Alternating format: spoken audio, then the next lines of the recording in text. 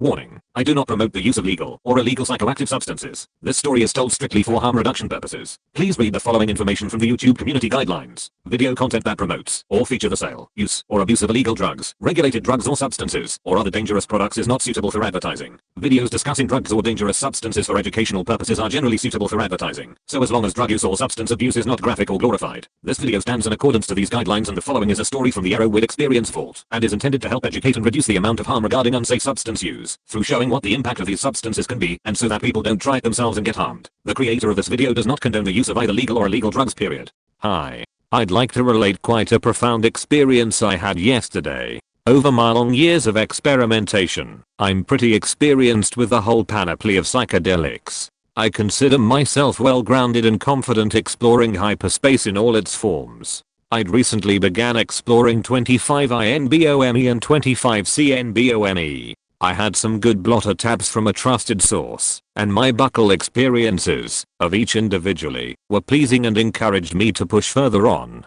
So insufflation beckoned. The first issue was how to get the substances out of the blotter, and into powder form. The 25I was at 1200 micrograms, and the 25C at 800 micrograms. I figured any extraction would not be 100% efficient, so I felt extracting one whole tab of each would yield enough for a good trip in combination. As handling 2 milligrams of material was likely to provide a challenge, I hit upon the inspired or reckless idea of combining some ketamine with a solution, to provide a more manageable substrate. My aim was to progress from a nice vibrant K-hole into a focused hyperspace, mediated by the dissociative effects of the K. Surely, I can't be the only person in the world who thinks like this sometimes. So, to about 1 tablespoon of room temperature vodka in a small jar, I added 1 tap each of 25I and 25C.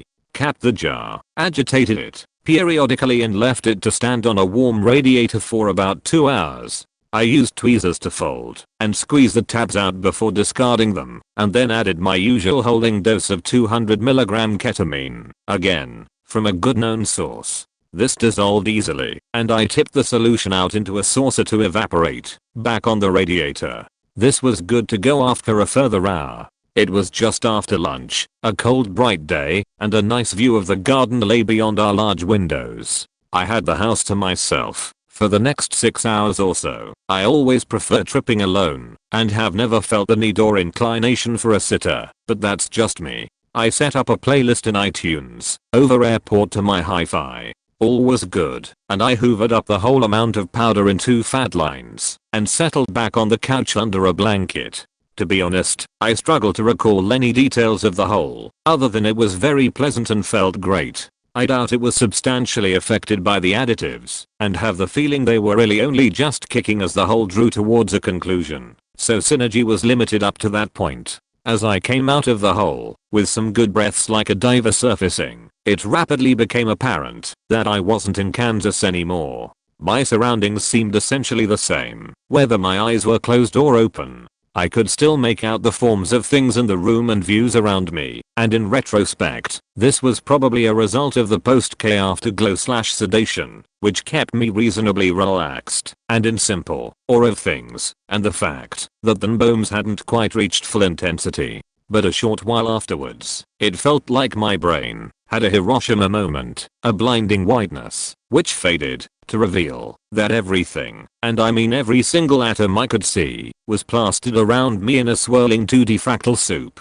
Absolutely no depth or perspective to anything. My outstretched hand was like a big pink cactus painted into the background beyond, like Van Gogh himself was working directly across my retina in a frenzied blur. This was when I first felt a shuddering sense of panic, struggling to place myself in time, space, or context. I wondered if this was how flies see the world through their compound eyes. Millions of tiny lenses, refracting everything into neat, swirling diamond-shaped pixels. Looking back, and not having prior experience of it, I realized this was what ego death actually was. Not a death as such, with some imaginary demon killing you, but a complete unraveling of all the many strands which make up me/I. I struggled to recall what I had done, where I actually was at that point, and how I was going to proceed. The possibility that this 2D Paper Mario world of boiling fractal diamonds was now going to be my home for who knows how long was really quite hellish.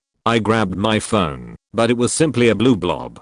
I could no more make out an icon than I could normally see the nucleus of an atom in a piece of cheese. The landline handset was similarly useless. The music seemed to have gotten stuck. Impossible since it was just a streaming file, but I had to turn it off. I couldn't use my phone to control the source, so I stabbed wildly at the invisible black buttons on my black amplifier until silence appeared. This was great for a few seconds, but then I felt I needed something more soothing. But at that point I realized I had no chance of negotiating any technical processes. I felt a pang of anguish that this was how we people of today will end our lives, impotently flailing at buttons we can no longer see or understand, nothing working anymore, left all alone in silence. I'd cut all my ropes and now had no means of climbing out of the void I was in. I began to speak, calling myself by my name, first, saying pull yourself together man, this is where you are, and you need to get through it. My voice was the one sensory input which was vaguely normal, and that helped a lot.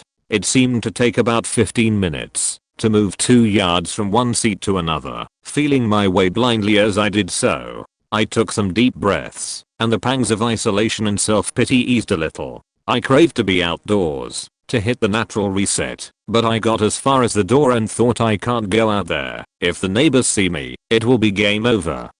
I longed for a hug or a friendly voice, but because of the phone issues I knew this was an impossibility, which hurt a lot. I remembered I had locked the cat in the next room, prior to my experience. I went to let her in, and I heard the sound of her, but she was just her invisible painterly blur amongst the many others as she shot into the room, meowing. Cats always know when you're up to stuff, in my experience. Looking back, I'm annoyed I didn't make more constructive use of my first ego death, but in truth, I think the first experience of it is so overwhelming, bordering on terrifying, that unless you've consciously planned what to do in that event, and meditated accordingly, you're over the falls without so much as a barrel to protect you. Before you know it, to have every frame of reference cut abruptly away, and my inner voice/co-pilot struggling to even speak, was profoundly isolating and unsettling. I definitely wondered if I had gone too far, done some irreversible damage, and or become permanently insane.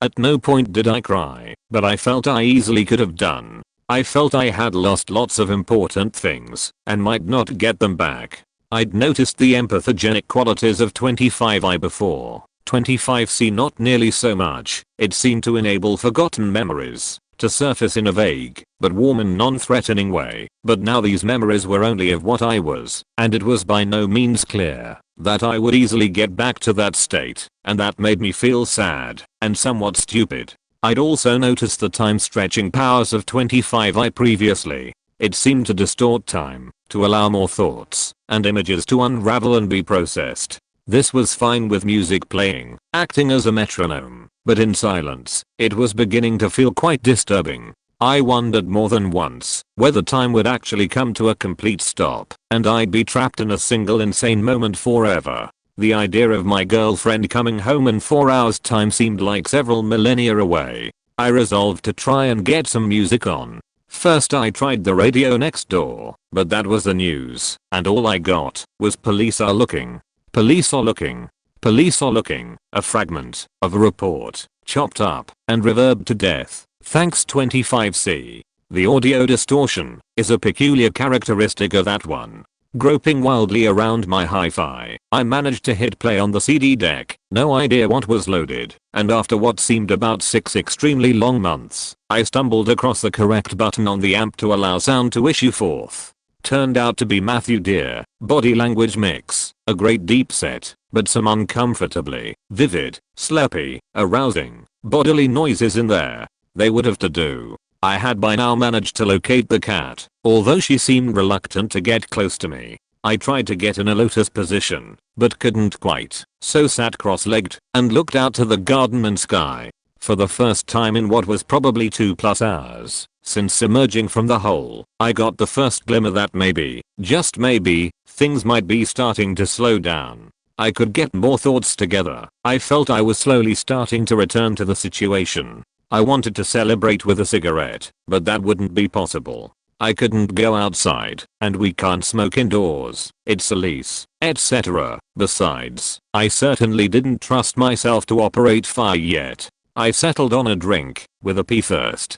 Going upstairs, I felt the elves were with me, saying I'd be okay, they'd stick right alongside me, although this was not without a hint of menace. Trying to aim for the bowl was next to futile. I blindly threw some towels on the floor to minimize the inevitable. Pouring a drink, I had no idea whether it was a thimble or a bucket of vodka I'd got into the glass, even though I crouched down to eyeball it. The taste was familiar and comforting, like the first signpost on the road back from nowhere to here. More breathing, more pacing, more things coming back into focus, but the phones are still useless. I felt like a diver who had been tipped into the breaking surf by a coral reef. Although initially blind and completely disoriented, at least I had a handhold now, and I could start to see what was actually swirling around me. Some perspective was returning to things, and the sinister flatness of everything was receding. I'd say it was close to the 4-hour mark before I could finally, just about, text my girlfriend to say I couldn't wait to see her.